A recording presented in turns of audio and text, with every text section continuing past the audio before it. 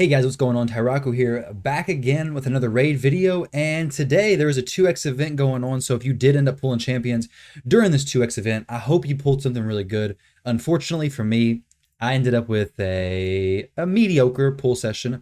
I pulled, I believe, about 46 shards, not 56 shards, and I did come out with an Anax. I'm not sure how you say his name. I think he could be decent. I may build him out later on down the road. I pulled this dude. I could have used so many different dwarves. Dwarf Faction Wars is what I'm working on.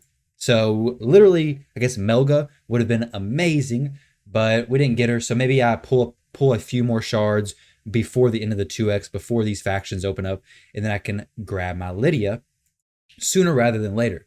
But other than that, guys, what I do want to talk about before we actually jump into the main subject of this video is a little competition slash tournament thing. I guess it'd be more of just a competition that I'll be starting back up in March. All right. So last month, I believe it was last month, January, I did a competition where basically people submitted their unique champion builds, unique team synergies, and so on and so forth. And we had some awesome builds. Ironclad build, Foley and Daze gear, one key Ultra Nightmare teams, Frost plus Frostbite gear on Kantra, and then the Kantra and Elder Scarf duo, which ended up winning. Now, if you have a champion build or a unique team synergy that you would like showcased, send me a message on Discord. We can get that set up, and if it's good, I can showcase it either through your account, or I could even build up the champions if I have the champions and the resources. I can't ever guarantee that I'll have silver. My silver stash is pretty terrible. Now, the prize last month was $25 for first, $10 for second, and then some gems for third place. Next month, so at the end of March, it'll probably be a little bit higher depending on the turnout for this little competition. Now, with that said, today's video is going to kind of relate to that, maybe spark a few ideas with some of you guys. Maybe you start thinking, hey, I should build one of those champions and enter the competition. That'd be awesome. So the champion I'm going to be talking about is Ghostborn in this video, but I do want to talk about specifically, and I want to put more emphasis on this specific skill that I've seen people talk about, mention a few times in my videos and in general in the raid community, which is this debuff cannot be resisted.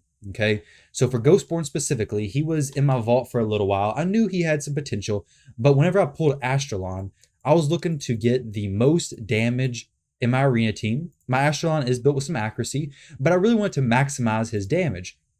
I had Arbiter in there at first, and I was like, well, if I have Arbiter, she does the increased speed, but I really just want to take her out and use somebody else and try to get this to be a little bit better, because while she did the increased speed, it was still hard to speed tune the rest of my team. So I ended up putting Lysandra in, and that made me look for the options as Ghostborn. The reason why I decided to go with Ghostborn is because, like Arbiter, with the increased attack, Ghostborn also brings an increased attack. But an even added benefit is he brings an increased defense that doesn't require any accuracy whatsoever. Whenever an ability says this debuff cannot be resisted, I'm going to talk about a few other champions that have this exact same skill text. The champions do not need accuracy. The only way the debuff could not land is if it was a weak hit, okay? So for Ghostborn, for example, if he was attacking a magic affinity, then he could have a weak hit and it just wouldn't place the debuff whatsoever. The only way debuffs can be resisted is if the enemy has more resistance than you do accuracy, but in this case, it doesn't even matter. My Ghostborn has 190 accuracy, which is just from the substats from his gear. I had him originally geared actually with some accuracy sets, but then I looked at it on my first attempt on this video and I realized, well, I don't need this stuff. Let's get him out of this. And I had him originally in a Daze set, which I think is incredible, but I went back and I had a stun set that, well, it's actually, he's too slow. So I'm gonna have to fix that. What the heck? I thought he was like 190 speed. Well, he needs to be faster than my Astralith, so I'm gonna have to change his gear before I jump in the arena, so we can place that decrease defense before Astralith actually takes a turn. Let me see real quick if I can get a speed boost on this helmet, because like I said, I thought he was gonna be faster than my Astralith. I didn't know I was gonna have to go back here and change his gear. So we're gonna need about 20, a little over 20 speed. So I'm gonna have to work some magic here. He can do some damage, okay? And the other champions that I want to talk about is, and I'll go back here and re-gear him in just a second, but Ignatius has a burn that is absolutely incredible when it comes to Spider Sage 20, because he's magic affinity. The spiders are spirit affinity. So he's always going to land that burn. Okay. It can't be resisted. He's never going to get weak hits. It's absolutely perfect. Now he does need accuracy for this ability too. So it does make sense to actually build him with some accuracy. But if you're solely bringing him for the HP burn, you don't have to worry about accuracy whatsoever. And you can focus more into crit damage, crit rate. Depending on your strategy, you may or may not want to do that. Defense, HP, doesn't really matter. There's also champions such as Suzerain Katonn, I believe is his name. This dude, very, very good. Removes shield, block damage, and unkillable. And it places a heal reduction. The buff removal cannot be blocked or resisted. So this first part of his ability can't be blocked or resisted. You're going against an enemy team with Krisk, a very big shield. You don't have a Madame who can strip a shield that big, or like a champion with resistance very high at all. Just bring Suzerain. Doesn't matter how much resistance they have. You should have as low of an accuracy as possible. Make him fast, and he strips the shields, the block damage, and the unkillable. No problem whatsoever.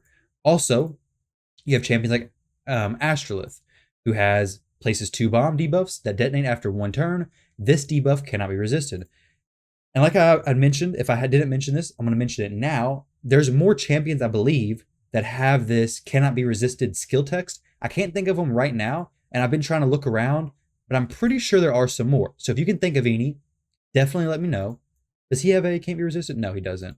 But definitely let me know, guys. It's like I said, I'm pretty sure there's more, and they're definitely fun to explore. So looking back at my Ghostborn, let me do a little bit of work on him real quick, make him a little bit faster. Let's see if I got a banner that can do this quickly and easily. Looks like that would be a no, not really. So we got 175 speed now. We can bump up his speed just a little bit. Let me do a little bit of magic, and I'll be right back.